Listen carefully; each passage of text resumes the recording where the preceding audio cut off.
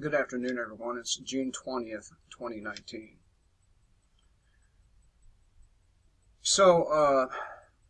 There was an article over at SHTF Plan a couple days ago regarding situational awareness. And you should be aware of your surroundings as much as possible. The fine details matter. I'm not going to read what they said in the article because I'm pretty good about, situational awareness, being acutely aware of what's going on around me. But my wife, she started watching a show called Dexter. I'm sure most of you already know about this show. And one of the episodes really struck me, which is why I decided to go ahead and talk about situational awareness. Now, we have these little devices here, right? And when a person is looking at their phone, they almost become hypnotized. Just like when a person is watching TV. Well, in this episode of Dexter, there's a young fella going around and burning people, setting them on fire. And in one of the kills, he gets on this bus, right?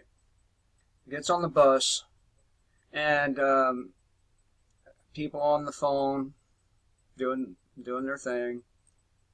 And he manages to put on an entire flame resistant suit, right?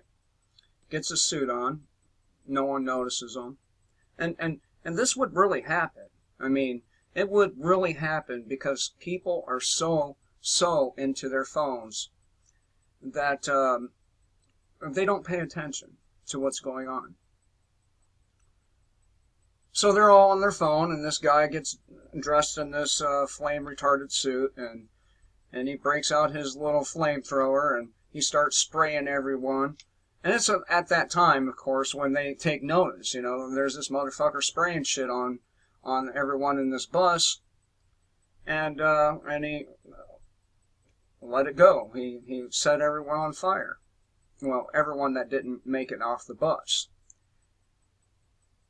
Now, this is why it is very important not to be staring at your phone all the time. And you see this at work too, right? People breaking out their phones when there's a little downtime and getting on them and looking at videos and whatever, right? Well, that can cost you. It has costed people walking down the street. They are paying attention to their phone. They walk out into the street. And what happens? They get splattered. These phones, as much as I like being able to pull up information no matter where I go, they make people sloppy. I mean, even cops and other people in the security apparatus, we'll call it, they are hindered by their phones just as much as we are. So when you walk into, say, I don't know, a bar, what's the first thing you do? First thing I do when I walk into a place is I look for all the exits. I look for where to go if anything were to happen while I'm there. And then I size up as many of the people in this place as I can.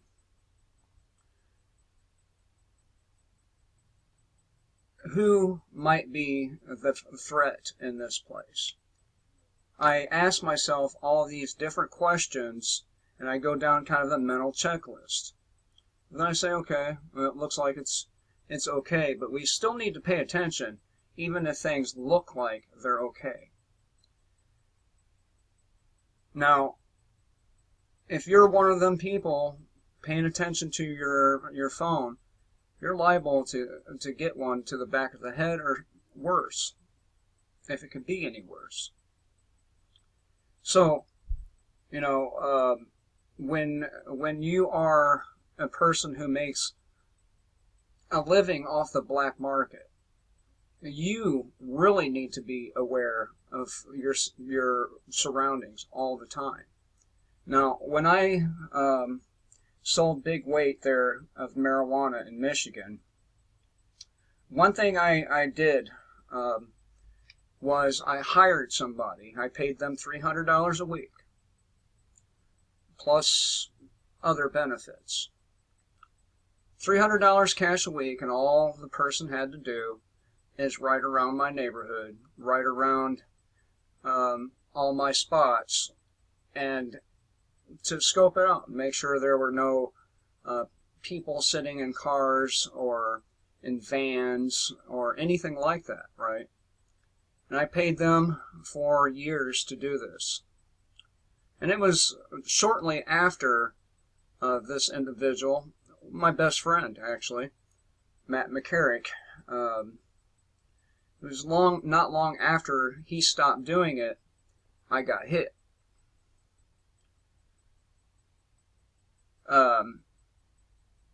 Money is nothing compared to your overall security. So you really want to pay attention to people. You want to pay attention to how they walk. You want to know if they're agitated. You want to know if they're nervous. And if you spot any of these signs from an individual, then probably you want to keep your eyes on this person or group of people.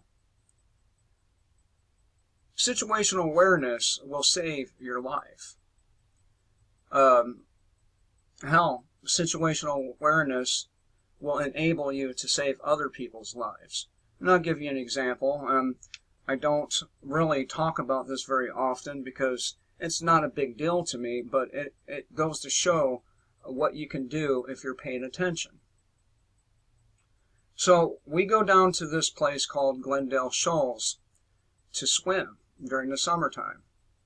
And it's a beautiful place. It's a waterfall that flows over giant rocks, and it's a really beautiful place. But after it rains, it swells, and the current is a lot stronger than on a normal everyday trip. And lots of people go down here to this place. Well, there's a church having a day out. They had their picnic and all that stuff, and the pastor was there. Well, the pastor's daughter, she was playing by a bottleneck. And the bottleneck is extremely swift after a rain. She gets sucked into this bottleneck and stuck on a rock where the water was just hitting her in the face, right? And Pops freezes, everybody else freezes. I jump in, I go get her. If I were not paying attention, that little girl might have drowned. And it happened a couple of times down there. My kids get a little upset with me because I don't play around when I go down there. And the reason I don't play around with them while I'm down there is because I want to be able to save somebody if they're drowning, including them. And if I'm busy playing with them or playing with one of my children and the other gets swept away or something like that, I can't react to it. And, you know, you can't completely remove safety, or you can't completely remove the dangers of life from your children or yourself. Anytime you get into the car, you're risking your life. And that's another place you really want to have good situational awareness. People get agitated in traffic, and sometimes people blow up and get out of their car and shoot other people over traffic. It happens. So, needless to say, if you're a detailed-oriented person, like I am, then probably you're going to be okay. But if you're really scatterbrained and you don't catch little tidbits, that might cost you. It might cost you. But they did have some good tips on working on your situational awareness. And I think I'll hit those tips for you, just in case I don't do an adequate job of remembering them all. Let's check it out. Okay, so here I am at the article. It's by Max Slavel over at shtfplan.com. And identifying elements in your environment. And that's, of course, what I was just talking about. The different types of people in your environment. And that's the most important element that you could pay attention to, are those people. I mean, after all, guns don't kill us.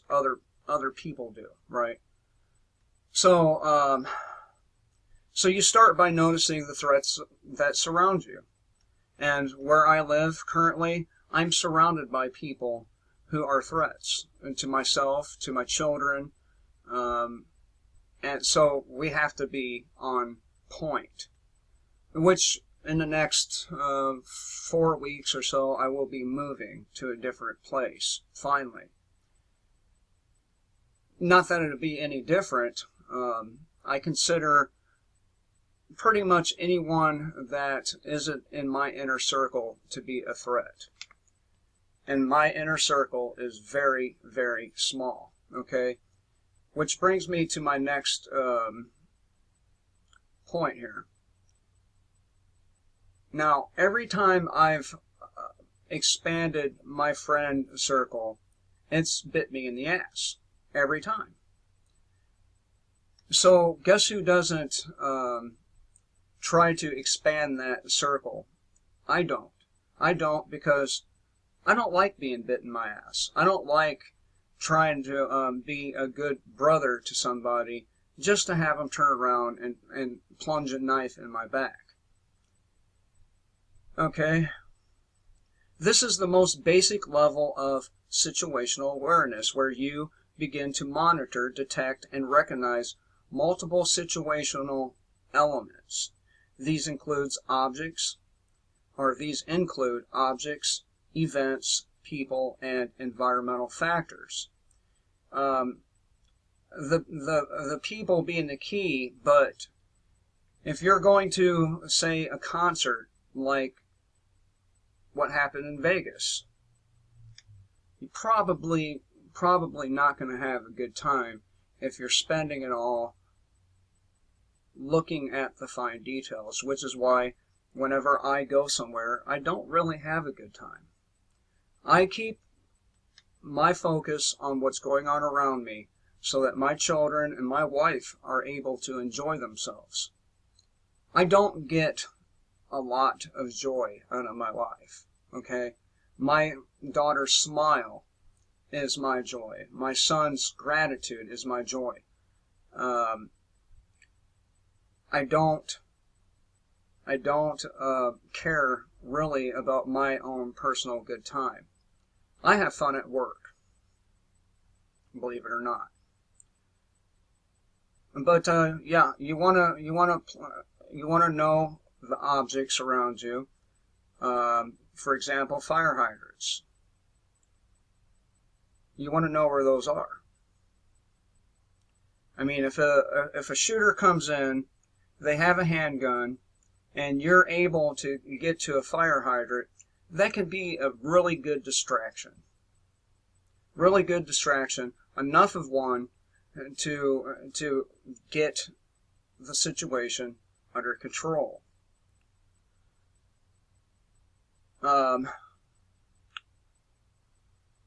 Environmental factors, you don't want to be like where I live right now, okay? we had a problem with our neighbors allowing sewage to just run out onto the ground last year. And environment is important. You can get diseases if you don't pay attention to things like that. And environmental things are almost as important as all the rest. But you want to know where certain objects are that might help you, defend yourself if you're not carrying a weapon. So identify elements in your environment. And I harp on this a lot. You're trusting your instincts. Throughout my life, my instincts have never failed me. Not a single time. When I failed to listen to them, however, the consequences were catastrophic for me. Listening to your instincts, listening to your inner self, is by far the smartest thing you could ever do. It's very rarely wrong. Instincts were given to us for a reason, and as humans, most of us have had a gut reaction to a situation or event. Trusting your gut if you're getting a bad feeling or a off vibe, as some people describe it, make a different choice. For example, if you have a bad feeling about going to the grocery store, don't force yourself to go. Wait until the feeling goes away. Then go. I can't tell you how many times I wanted to hurry up and get something done, like go get a bag of weed or something, right? And I didn't listen to my gut and I get pulled over. So, listening to your gut will save your life. Always. Always listen to your gut. And continuing to challenge yourself to be aware, to notice fine things, fine details, will sharpen your situational awareness. You might recall the Bourne Identity, or the Bourne series, with the Bourne Identity, what was the rest of them? There's a handful of them, right? Well, in the first one, he's in the burger joint with the girl, and he starts talking about, I know that guy has a gun in his car, and this guy can handle himself. You want to be able to read people like that as best you can. And if you don't know how to read people, there are all kinds of videos out there that will help you pick out the details that you need to pay attention to. So challenging yourself will go a long way in sharpening your situational awareness skills. Staying well rested is another thing that is important, and I'm guilty of not being well rested most of the time. But I've gotten used to operating on 4 hours or less sleep, and so after a while you get over it. Okay, after a while you get over being tired. But a lack of sleep will affect your ability to assess your environment, and the fatigue will make it more difficult to respond to a situation if needed. We are, as Americans, sleep deprived, which decreases our situational awareness by a large margin. So, one of the things you can do to help yourself out there is to sleep more. And by the way, I put in 60 hours at work, or close to it, and I still managed to get a bunch of videos out this week. So kudos to me. Say you're walking down the street and you see a guy like this, just kind of standing around. You probably want to not walk by this person. Probably don't. especially if you're a female. Especially if you're a female that's not carrying a weapon. Now, I know a lot of people are stuck on the it's illegal or whatever, and don't be stuck on that shit. Yes, if you shoot somebody with your gun and you're carrying an illegal gun, you're going to have to dip the fuck out, but it's better than being dead. Right? I recall a kid running away from home because he was going to be forced to take chemotherapy. And when they asked him why he broke the law, and he said, because I'd rather be illegally alive than legally dead. And that's about it. You might go to jail, but you're not dead, and jail don't last forever. And a lot of times it don't last but months. So it's better than being dead. It's better than your children or grandchildren or whatever your situation happens to be. It's better than them being victimized. It's better all around for everybody, even if you are illegal. I don't get it. I don't get why people buy into that shit so much. I mean, after all, the politicians don't have to follow the laws that we do. Why should we? Anyway, I thought I would talk to you about this situational awareness stuff because it literally will determine whether you live or whether you perish. If you don't notice something important, that might be your ass. Anyway, hope you all have a great afternoon. Until next time, kill the state, live free.